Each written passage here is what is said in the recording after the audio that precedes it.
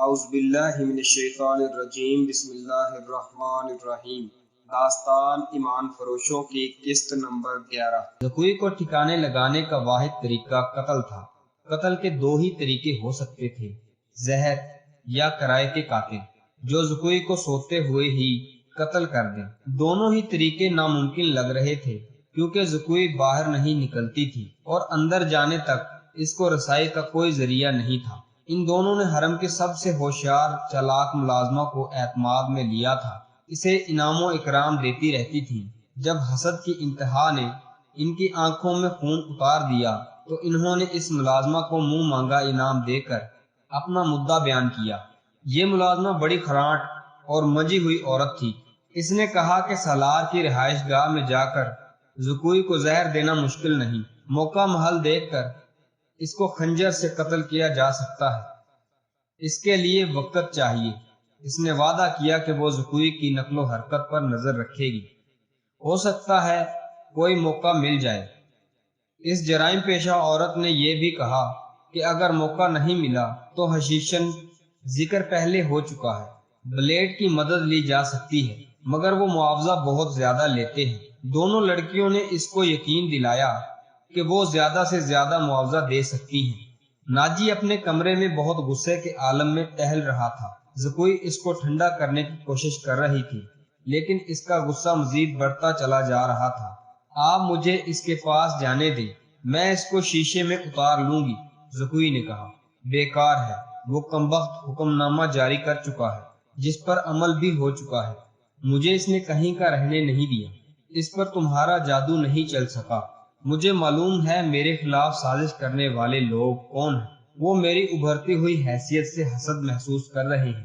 میں امیر مصر بننے والا تھا، یہاں کے حکمرانوں پر میں نے حکومت کی ہے، حالانکہ میں معمولی سا سالار تھا، اب میں سالار بھی نہیں رہا۔ ناجی نے دربان کو بلا کر کہا کہ اوروش کو بلائے۔ اس کا ہمراز اور نائب آیا تو اس نے بھی اس موضوع پر بات کی، اسے وہ کوئی نئی خبر نہیں سنا رہا تھا۔ اوروش کے ساتھ وہ صلاح الدین کے نئے حکم نامے پر تفصیلی تبادلہ خیال کر چکا تھا، مگر دونوں اس کے خلاف کوئی تفصیلی کارروائی نہیں سوچ سکے تھے۔ اب ناجی کے دماغ میں جوابی کارروائی آ گئی تھی۔ اس نے اوروش کو کہا، میں نے جوابی کارروائی سوچ لی ہے۔ کیا؟ اوروش نے کہا۔ بغاوت، ناجی نے کہا، اور اوروش اس کو چپ چاپ دیکھتا رہا۔ ناجی نے اس کو کہا، تم حیران ہو گئے ہو، کیا تمہیں شک ہے کہ یہ 50,000 سوڈانی فوج ہماری وفادار نہیں؟ کیا سلطان کے مقابلے میں مجھے اور تمہیں اپنا سالار اور خیرخواہ نہیں سمجھتی؟ کیا تم اس فوج کو یہ کہہ کر بغاوت پر آمادہ نہیں کر سکتے کہ تمہیں مصر کا غلام بنایا جا رہا ہے؟ مصر تمہارا ہے۔ میں نے اس اقدام پر غور نہیں کیا تھا۔ بغاوت کا انتظام ایک اشارے پر ہو سکتا ہے لیکن مصر کی نئی فوج بغاوت کو دبا سکتی ہے اور اس نئی فوج کو کمک بھی مل سکتی ہے۔ حکومت سے ٹکر لینے سے پہلے ہمیں ہر پہلو پر غور کرنا چاہیے، اوروش نے کہا۔ میں غور کر چکا ہوں، میں عیسائی بادشاہوں کو مدد کے لیے بلا رہا ہوں۔ تم 2 پیغمبر تیار کرو، انہیں بہت دور جانا ہے۔ آؤ میری بات بہت غور سے سنو۔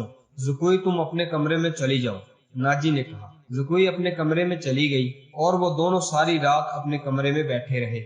سلطان صلاح الدین ایوبی نے دونوں فوجوں کو مدغم کرنے کا دورانیہ 7 دن رکھا تھا۔ کاغذی کارروائی ہوتی رہی، ناجی پوری طرح سے تعاون کرتا رہا۔ 7 روز گزر چکے تھے۔ ناجی ایک بار پھر سلطان صلاح الدین ایوبی سے ملا لیکن کوئی شکایت نہیں کی۔ تفصیلی رپورٹ دے کر کہا کہ 7 دن میں دونوں فوجیں ایک ہو جائیں گی۔ سلطان صلاح الدین ایوبی کے نائبین نے بھی یقین دلایا کہ ناجی ایمانداری سے تعاون کر رہا ہے، مگر علی بن سفیان کی رپورٹ کسی حد تک پریشان کن تھی۔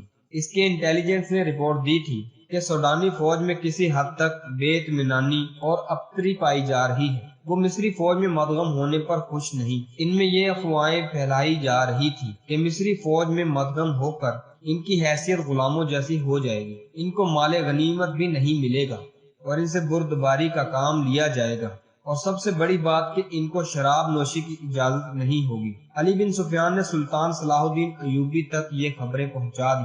ایوبی نے اسے کہا کہ یہ لوگ طویل وقت سے عیش کی زندگی بسر کر رہے ہیں، ان کو یہ تبدیلی پسند نہیں آئے گی۔ مجھے امید ہے کہ وہ نئے حالات اور ماحول کے عادی ہو جائیں گے۔ اس لڑکی سے ملاقات ہوئی کہ نہیں؟ سلطان صلاح الدین ایوبی نے پوچھا۔ نہیں، اس سے ملاقات ممکن نظر نہیں آ رہی۔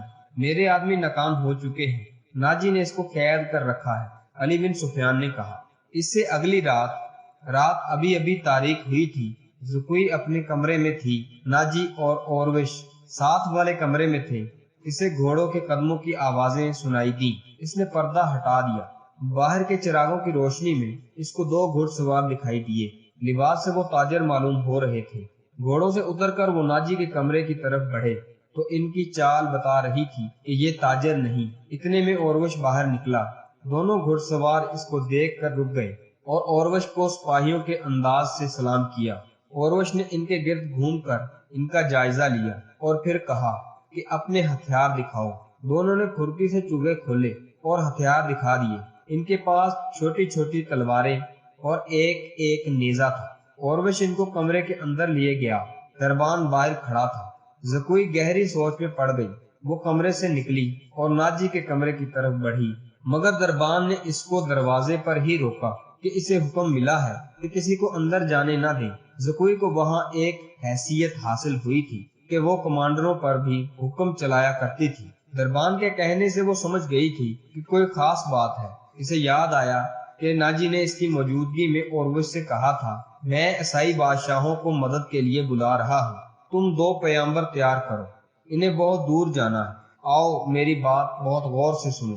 اور پھر اس نے زکوئی کو اندر جانے کا کہا اور ناجی پھر بغاوت کی باتیں کرنے لگا۔ یہ سب سوچ کر وہ اپنے کمرے میں واپس چلی گئی۔ اس کے اور ناجی کے خاص کمرے کے درمیان ایک دروازہ تھا جو دوسری طرف سے بند تھا۔ اس نے اسی دروازے کے ساتھ کان لگا دیے۔ ادھر کی آوازیں سنائی دے رہی تھی۔ پہلے تو اسے کوئی بات سمجھ نہیں آ رہی تھی، لیکن بعد میں اس کو ناجی کی آواز بڑی صاف سنائی دے رہی تھی۔ آبادیوں سے دور رہنا، اگر کوئی شک میں پڑے تو سب سے پہلے اس پیغام کو غائب کرنا، جان پر کھیل جانا، جو بھی تمہارے راستے میں حائل ہو اس کو راستے سے ہٹا دینا۔ تمہارا سفر 4 دنوں کا ہے، 3 دن میں پہنچنے کی کوشش کرنا۔ سمت یاد کر لو، شمال مشرق، ناجی کہہ رہا تھا۔ دونوں آدمی باہر نکلے، زکوئی بھی باہر نکلی۔ اس نے دیکھا کہ دونوں سوار گھوڑوں پر سوار ہو رہے تھے۔ ناجی اور اوروش بھی باہر نکلے تھے۔ وہ شاید ان کو الوداع کہنے کے لیے باہر کھڑے تھے۔ گھڑ سوار بہت تیزی سے روانہ ہوئے۔ ناجی نے زکوئی کو بلا کر کہا کہ میں باہر جا رہا ہوں، کام بہت لمبا ہے، دیر لگے گی، تم آرام کر لو، اگر اکیلے دل نہ لگے تو گھوم پھر لینا۔ ہاں، جب سے آئی ہوں باہر ہی نہیں نکلی، زکوئی نے کہا۔ ناجی اور اوروش بھی چلے گئے۔ زکوئی نے چوبا پہنا، کمر میں خنجر اڑسا اور حرم کی طرف چل پڑی۔ وہ جگہ کچھ 100 گز دور تھی۔ وہ ناجی پر یہ ظاہر کرانا چاہتی تھی کہ وہ حرم کے اندر ہی جا رہی ہے۔ دربان کو بھی اس نے یہی بتایا۔ حرم کے اندر جب زکوئی داخل ہوئی تو حرم والیاں اس کو دیکھ کر حیران ہوئی۔ وہ پہلی بار وہاں آئی تھی۔ سب نے اس کا استقبال کیا اور اس کو پیار کیا۔ ان دونوں لڑکیوں نے بھی اس کو خوش آمدید کہا جو زکوئی کو قتل کرنا چاہتی